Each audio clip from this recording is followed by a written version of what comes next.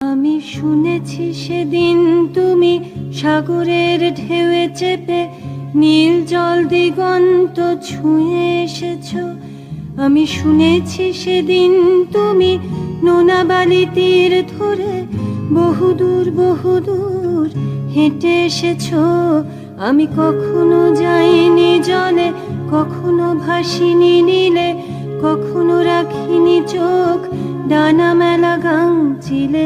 আবার যেদিন তুমি সমুদ্র স্নানে যাবে, আমাকেও সাথে নিও, নেবে তো আমায়, বলো নেবে তো আমায়।